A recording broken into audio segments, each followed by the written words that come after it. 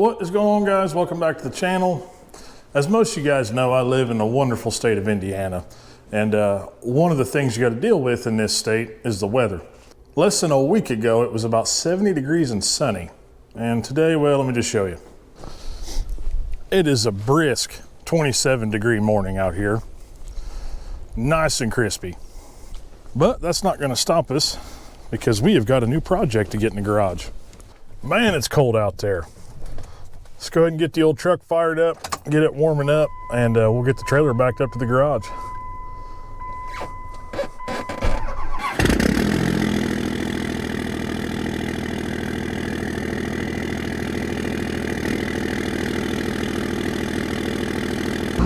You gotta love the sound of a second gen on high idle.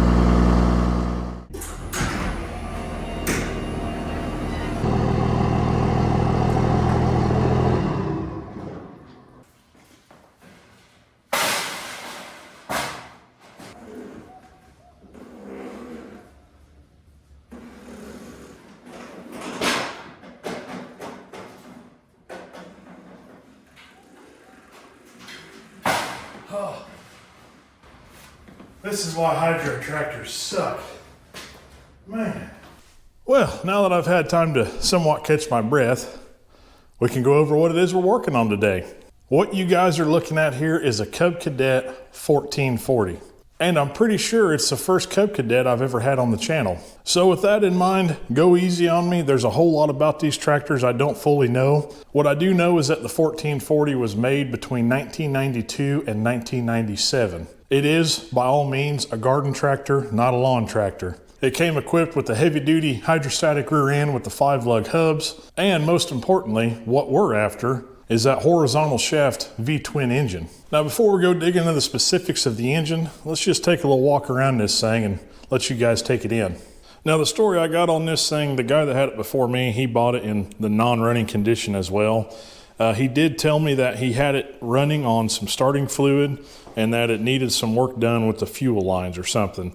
And that kind of explains why the seat pan and the seat are not installed on it. But it does have a pretty nice set of some ag tires. Again, those are those nice 5-lug hubs. Looks like it's got a couple headlights in the front. And the little bit of digging I've done on these, it seems like these side panels are pretty sought after. Like anything old and plastic, they seem to get brittle over time, and these are in really good shape. There is our serial number, model number. I'll see if we can break that down and get an exact year for you guys. Looks like that tire's off the bead on this side. And before you go yelling at me in the comments, I did try to open up the hydrostatic relief valve, and I don't know if I just didn't figure it out right or what, but this thing was a bear to push in here. The other research I did said that these either came with a 42-inch deck or a 44. I'm not sure which one that one is. And you had the option to add a snow blade or a snowblower to these. Looks like our hour meter is showing, what is that, 647 hours? That seems pretty believable, judging by the amount of wear on these steer tires. They're almost down to slicks. But overall, aesthetically speaking, this thing's in pretty good shape. The only real trim piece that I've seen missing is this cap that goes over the steering wheel. We've even got a key. I'm sure the battery's dead. But the main thing we're after is what's hiding under this hood. Tucked way down inside of here is a Briggs & Stratton Vanguard 14 horsepower engine. I'm sure a lot of you have heard of that engine. For those who haven't, they have got a pretty good reputation for being a very reliable engine. This is the smaller of the bunch with only 14 horsepower, but I'm pretty sure they offer these all the way up to 18 horsepower. Now, outside of the norm of being an air-cooled V-twin, these are also kind of special because they have a pressurized oil system. These actually have an oil pump on them and not just the the splash design. Now, I know a lot of you guys are thinking, Levi, what do you need a V-twin engine for? Well, I'll tell you, if you guys go back in the channel, you'll see that I picked up a Wheelhorse D180. Now, with that tractor, I also modified a boom pole extension and kind of made a tow rig for my broke mowers. Now, in the last 7-8 months of getting that tractor, the health of the engine has diminished pretty quickly. I'm constantly having issues trying to get the thing to start. Whenever I go to use it, I spend more time trying to get it started than I do actually using it. So it needs a transplant. Now I'll go over the specifics of why I chose this engine whenever we get to that point, but first we got to make sure this one's good. So that's going to be the point of this video. We're going to try to get this thing running. In the midst of doing that, I do want to check the tractor functions out because as you guys know, I do like saving these things from the scrap pile. And even though I'm going to be borrowing the engine from this, I would like to be able to sell this to somebody who's maybe doing a restoration or who needs the side panels or needs a good hydrostatic rear end. So I want to make sure all that stuff's good so I can actually sell this roller when we're done with it. So enough chit-chatting. Let's go ahead and dig into this thing and see if we make it run. Guys, before we go working on this thing, I do just want to let you know that I am testing out a new camera setup. Now, along with that, it also changes my microphone setups, etc. So bear with me as I'm transitioning to this. So you might see some dips or some high notes in the audio quality. And also let me know in the comments what you think of the video quality. Now, I'm pretty sure that these side panels will come off. So let's get these side panels off and we'll get a better look at this engine. Well, that is in really good shape. Well, I misspoke. I thought there was a battery in here, but there is not. So we'll have to get something figured out when we get to that point.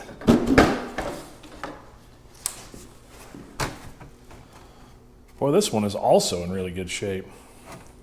I don't see any cracks in that. Well, the side cover's out of the way. We can really get a better look at this. And more importantly, the debauchery that we have got going on here. That is not hooked up to anything. He did tell me that the fuel lines need hooked back up or something. He said they came unhooked. Not saying a stranger on the internet would ever lie to me, but you never know. Looks like this side over here, we have got our oil filter. It appears like it's got an electric clutch on it. Up here to the mule drive. Yep. Well, it looks pretty good. Doesn't smell bad. Just glad to see it's got oil in it. Let's go ahead and take a peek under its ball cap here. The condition of the air filter is usually a pretty good indicator on how something was maintained. Quite a bit of buildup in the filter housing. It does look good under the filter for the most part. I don't see any rust or a whole lot of dirt or nothing. As far as wiring goes, it doesn't look too butchered in here. Looks like somebody's added an inline fuse for something. Well, before I go throwing a jump pack on this thing and cranking it over, I did want to just do a basic rundown of the controls. So down here we have got our choke cable. That seems to be freed up and working. This is our motion control lever over here. There's our switch for our PTO. Check this out, guys. Tilt steering on a garden tractor. I have never seen that before. I was looking these up on Tractor Data, and they said back in the late 90s when these were made, they sold for about $5,000. Well, for $5,000, I'd hope to get tilt steering. But I found our first issue. Throttle linkage appears to be bound up. All it does is move the cable. It doesn't actually move the linkage. So I think to play it safe, let's go ahead and pull this carb hat, top hat intake off, whatever you want to call it. We'll get a better look at all the gizmos and springs and stuff and see what's going on there. Now let's see what we got hiding underneath this. Well, we tore that gasket, but that's okay. Man, there's a lot of buildup underneath there. Look at all the goodies in there. Well, I just spent a little bit of time working this back and forth. I soaked this thing in PB Blaster. But if you guys look down here at the tip of my flashlight, that is the actual throttle input to the carburetor. And it comes off this apparatus here. I'm assuming the other end of this actually hooks to the engine's built-in governor. And on some engines, you're not going to see this side at idle until the engine starts. Again, I don't know how well this will pick up, but this right here is the actual throttle linkage. This is what hits the throttle stop screw on the side of the carburetor. So we can see that that is not seized up, it's moving freely. And as I suspected when we start this thing, this should go back to the idle position on its own. I think to play it safe, before we go cranking on this thing, let's go ahead and pull these spark plugs out. Just take a little gander in there with our borescope. And it doesn't look too bad. Let's take a look at the other side. The other side, this one don't look too bad either. Well, it's definitely a used engine. You can see quite a bit of carbon buildup there on the top of the piston. but nothing alarming. Spin this around here. You can still see some cross-hatching on the cylinder walls. That's always a good sign.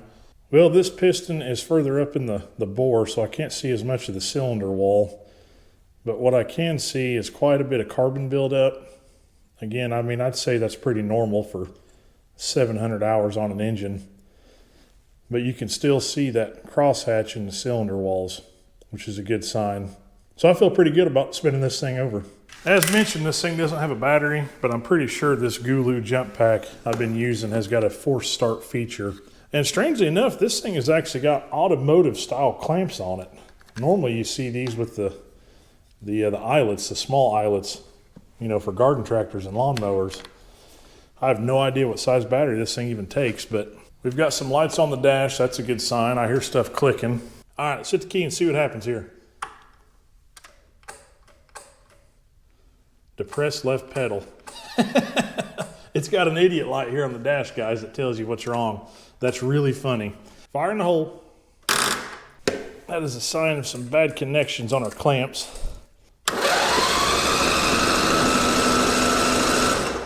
All right, that didn't sound too bad. I did spray some PB Blaster down in the cylinders before we spun it over.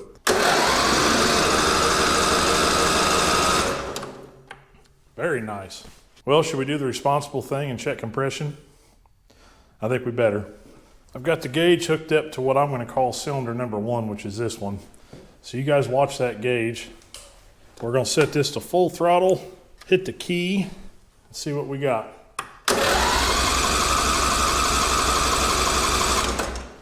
Oh, that is awesome. Just under 120 PSI. All right, cylinder number 2. Probably 110 PSI. That's great news, guys. I went ahead and threw these spark plugs in the old sandblaster and got the carbon cleaned up off of them. Cleaned up pretty good. I figured since we went to the extent of doing a compression check, I'm gonna get real crazy here and actually check the spark plug gap. And I'm kind of glad I did, because according to the service manual, these spark plugs should be gapped around 30 thou. And if you look, it looks like they're actually gapped at about 40 thou.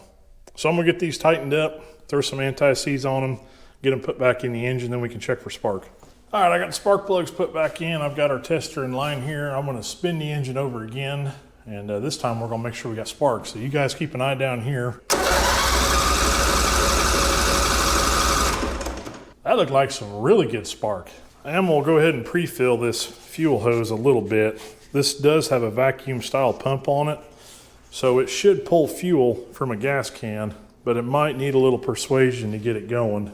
Okay guys, I think we're ready to try to start this thing. I've done everything I can do safety-wise. The tractor's in neutral. I've got the brakes set. Let's go ahead and lower that back down off the old wide open throttle. I got the ether at the ready. It's probably gonna have to crank for a minute to draw fuel, and maybe we'll get lucky and I won't have to clean a carburetor today. All right, here we go.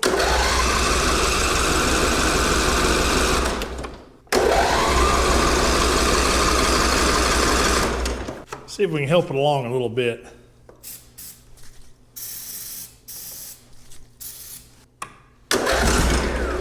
Well, it hit on ether.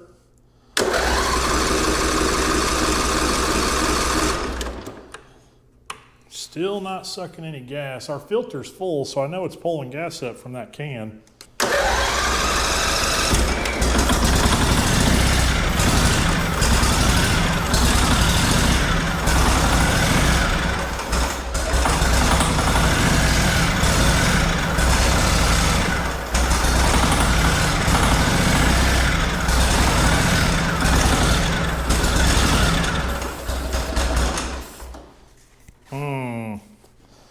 Well, I got to stay running for a few seconds with the old ether, but I don't think that carburetor is doing carburetor things. All right, well, let me reassess here, and we'll get to pulling that carb apart and see if we can't find the plug jet. Well, I've been looking around this carburetor, and I thought it looked oddly familiar. And there's a good reason why. I'm pretty sure that this carburetor they ran on these is from the same family that they ran on the twin cylinder Onins. So that being said, the top half of this carb will actually come off without having to remove it, which is a good thing, because just like the Onins, these carbs are a bear to get off. Normally it's easier just to pull them off with the intake. But in our case, that would require undoing the PTO coupler, taking the blower housing off. You might as well pull the engine at that point. So I'm going to try to avoid doing that for now. Underneath all this grime and gunk, there's actually 4 screws holding the top half of this carburetor on. So we'll have to get them off, hopefully not tear the gasket, and see what we got going on. But real quick, if you're in this situation, when I was looking around, I did discover that this thing is actually equipped with a backfire valve. In one of my last videos, I went over it. Essentially, it is a needle valve that will shut off fuel supply when you shut your key switch off. This one is actually located down here on the side of the carburetor. Now, I did hook my jump pack back up, turn the key a couple times, and I can feel this thing moving. I can feel it clicking. So I know that's not our issue.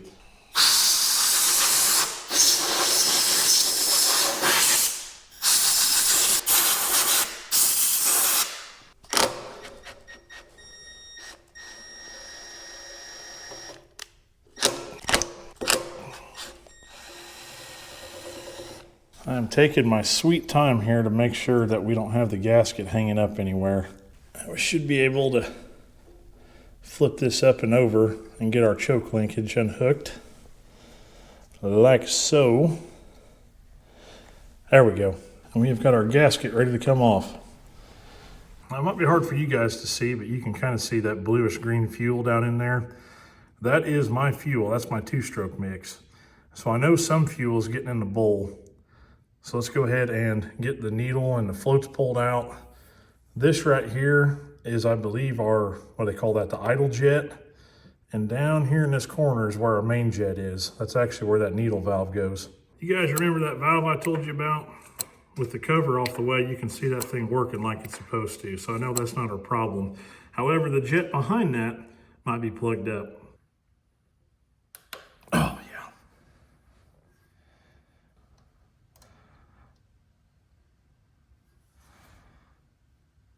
I don't know how well that's going to show up on camera, but you can just barely see some daylight through there. You should be able to see a lot more than that. It's actually a fairly large orifice on this end, so that's problem number 1. This thing was definitely partially plugged. That's looking a lot better. Now, in order to get access to that main jet down in here, the big one, I need to remove this backfire valve.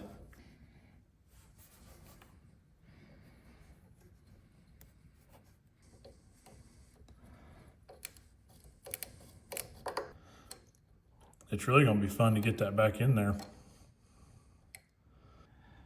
Well, this one wasn't as bad as the other jet, but it's probably a good thing we went ahead and pulled it. So I'm going to go ahead and get all this stuff cleaned up. I'm going to get all the crud out of the bottom of the fuel bowl. We'll slap it back together and hope for the best. And just like it's magic, I've got the engine put back to where it was before I tore the carb apart. But before we go cranking on this thing again, I do want to go ahead and address the battery issue. According to Google, this Cub Cadet took like a larger automotive style battery. I can't justify spending 3 times the money on that battery knowing that I'm not going to keep that tractor. So I went ahead and picked me up a new U1R. I got that thing charging up right now.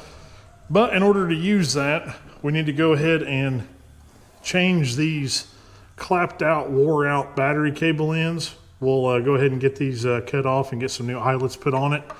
And it'll be good as new. Technically, I should probably be soldering these on, but I'm not.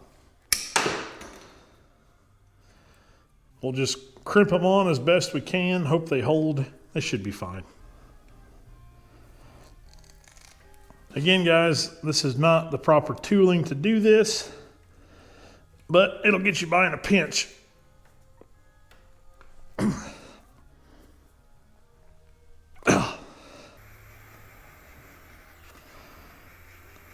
Now, like I said, this is not the right size battery for this, but that is okay.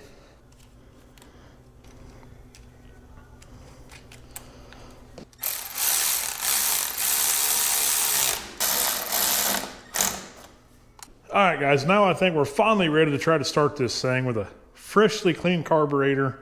We got some new gas going to it, a brand new battery. I'm feeling good.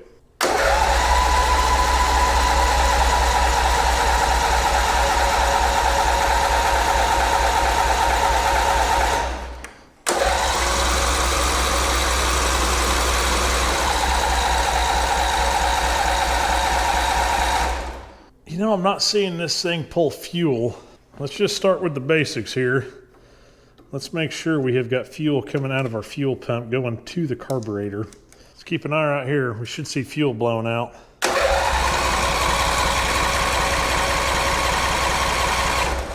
And we have nothing coming out.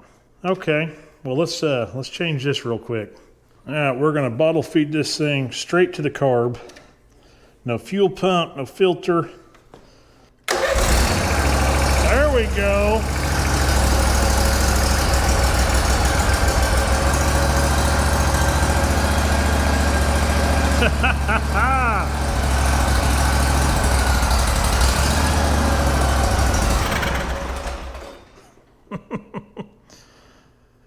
That was sounding good there for a minute.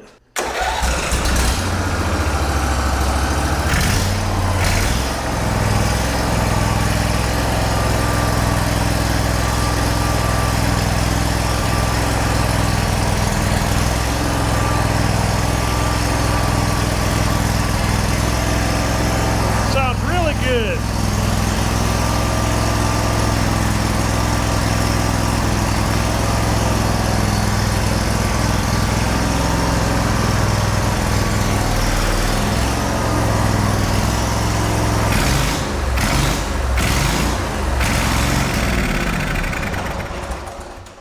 Well, it's not losing spark, but I think we're still fighting a fuel delivery issue there.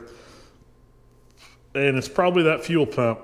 Well, guys, I ended up bottle feeding the fuel pump, and the pump is working now.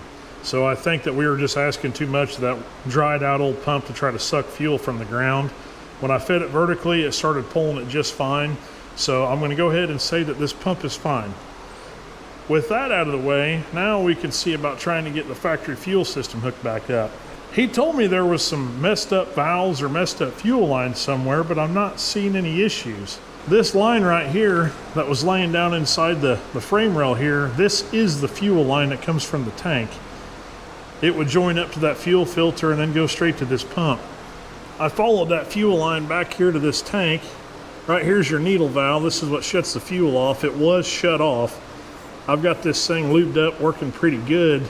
So I'm not seeing any fuel flow out of that hose up front. I think I'm going to try to blow backwards through it and then pressurize the tank and see if we can get some flow out of that line.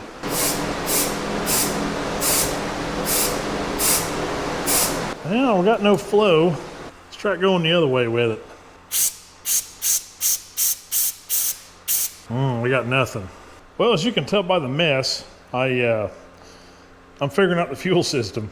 So I figured out that there's actually two petcocks on this fuel tank. There's a left and a right side, which I think is kind of weird because it's still a shared fuel tank. So I don't know why you would have two separate shutoffs. But in the process of trying to pull this fuel tank out of the frame, I pulled this grommet and valve out of the tank, and it has just dropped varnish gas everywhere. I believe I have got our fuel system issues figured out. You guys keep an eye on that fuel line right there. I'm gonna blow air through this. And you should see it coming out. Well, let me show you the issue that I did find. Well, if you look real close at both of these valves, you can see they are plugged up solid with a bunch of junk. Not just one of them, but both of them. Hard telling what that stuff is. Could be varnish gas, could be a mixture of dirt. Who knows? I'm going to get to digging on the old Amazon, see if I can find some parts and get this fuel system put back together. Surprisingly, the local O'Reilly's actually had these bushings, availability on these bushings. So I ran down there this morning, picked up a couple new ones. That is the part number for anybody interested. But as you can tell, this old fuel line, pretty bad shape. It pretty much fell apart in my hands. So I'm going to spend a little bit of time, get these valves cleaned up, and get a new T-fitting junction line thing here put together and get it put back on the tractor.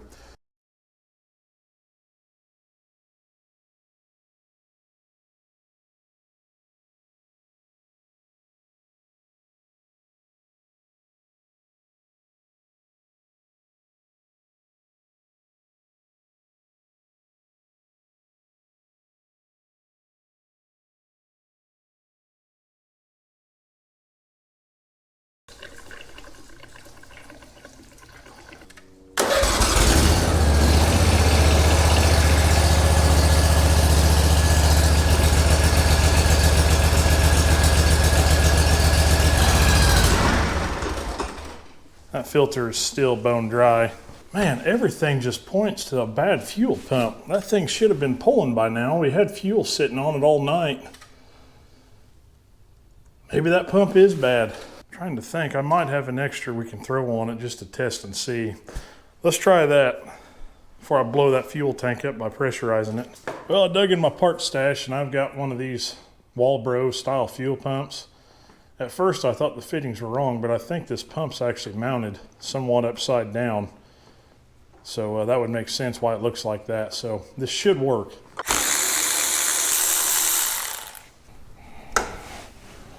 This may not be an exact fit, but it'll be good enough to work for now. There we go. Good as new.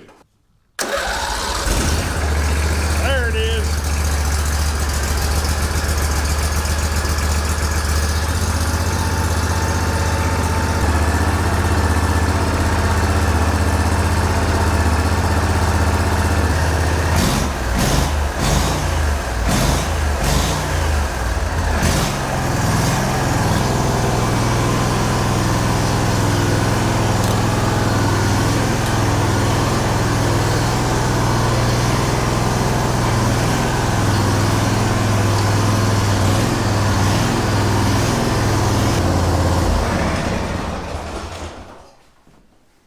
Well, as you guys just saw, this thing is running great.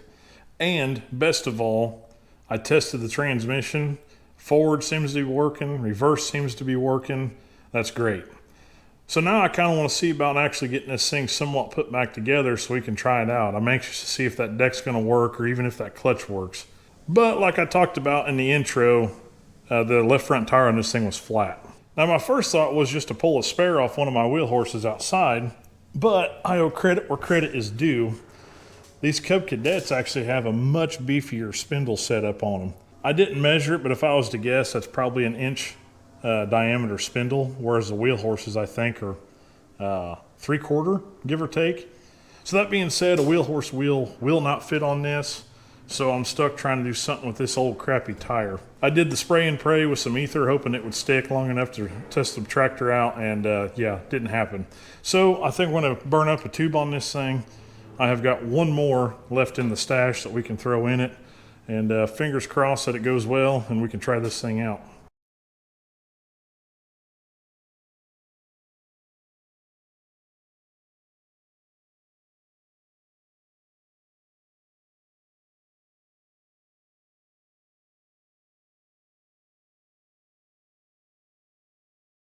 Guys, I don't want to complain too much, but that was probably the fastest and easiest tube install I've ever done.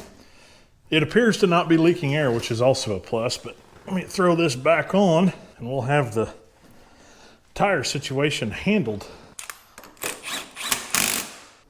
Put your tongue away. Well guys, I just spent about the last hour getting the seat pan on and the seat, and I think we're ready to test drive this thing, and I have got my certified test driver here. So we're gonna fire this thing up, back it out of the garage, and stretch its legs a little bit.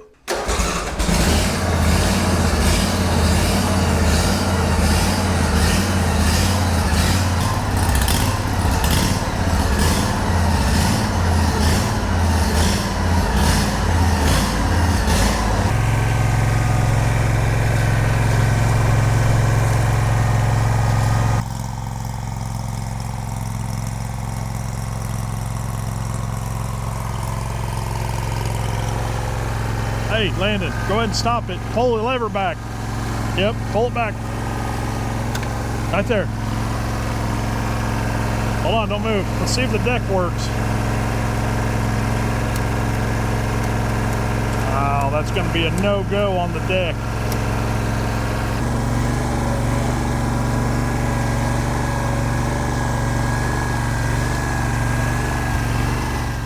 Well, as you guys saw, this thing is running and operating great. I am a little bummed about not being able to test out the deck because that clutch is not working. Technically, I could just live with it and chalk it up as a loss and just end the video here and say we got a good engine. But you guys should know by now that I can't quite do that. It will drive me nuts until I figure out what the issue is and make sure that it's not an easy fix. So I did pull up the wiring diagram this morning. I've been kind of skimming through this, and I think it might be an easier fix than I originally thought. So I think I'm gonna hot wire that seat switch. We'll check it and see if that at least will send power up to the clutch. So it should be this one here. I've got one of these little pigtails made up. Now doing this here should effectively trick this system into thinking there's a rider always on the seat. I would hook it back up, but the seat switch itself is gone. Okay guys, I've refinagled the wires here. Let's try this again and see what we get. Ah, there we go, look at that. Yeah, we got the relay clicking now. Okay. Yeah, I think it was that seat switch. Obviously, that makes sense. So let's button this thing back up, and then we're gonna go test this deck out. I figured before we actually take this thing outside and test it, I should try to replace this air filter.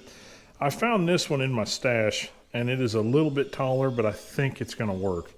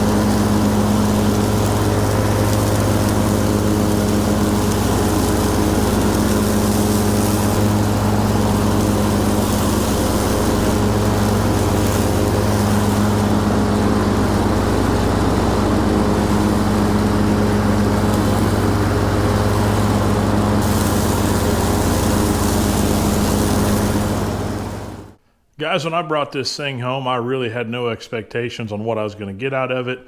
I just had some pretty high hopes that the engine was going to turn out to be good. Well, after a little bit of time and a few dollars in parts, we actually managed to get a pretty solid running, working garden tractor. I'm actually pretty impressed with how these Cub Cadets were put together, at least these older ones, and I can see why they got such a big following. The little bit of runtime we got on that deck, it seems to work great. The clutch engagement's nice and smooth. The hydrostatic transmission works great. I really can't find anything to complain about. I mean, it even has a couple additional options like the tilt steering and the fully adjustable seat. It's just a very nice, well put together tractor. And because of that, it's really going to pain me to tear this thing apart, to take the engine out of it. But that's the way it goes. Sometimes you got to rob Peter to pay Paul. And I can get more use out of my D-Series than I can this thing. Speaking on that, if you haven't subscribed already, that's going to be the best way to stay up to date on the D-Series. I also recently made an Instagram account for the YouTube channel, so if any of you guys do the social media thing, be sure to look me up. It is Dragon Up YouTube is the page name on Instagram.